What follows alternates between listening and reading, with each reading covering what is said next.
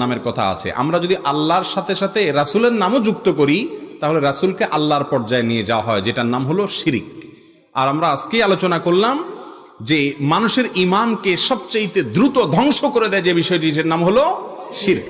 নবীকে ভালোবাসতে হবে এবং নবী করিম সাল্লাল্লাহু আলাইহি সাল্লামকে প্রাণের চাইতে, জীবনের চাইতে বেশি ভালোবাসতে হবে, কিন্তু তাই বলে তাকে আল্লাহর সমকক্ষ মনে করা যাবে না।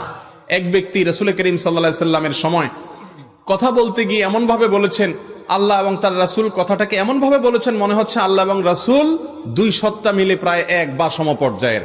তখন নবীজি বলেছেন, বিসাল খাতিব আনত, তুমি অত্যন্ত নিকৃষ্ট আলোচক, লেকচারার, ওয়াইজ, কারণ তুমি রাসূলকে আল্লাহর পর্যায়ে নিয়ে গেছো। আমাদের অনেক ভাইরা বলে আল্লাহ রাসূলের নামে, আল্লাহর নামে হয়, রাসূলের নামে হয় না। এভাবে বলতে পারেন আল্লাহর নামে, রাসূলের পদ্ধতিতে, রাসূলের বাতানো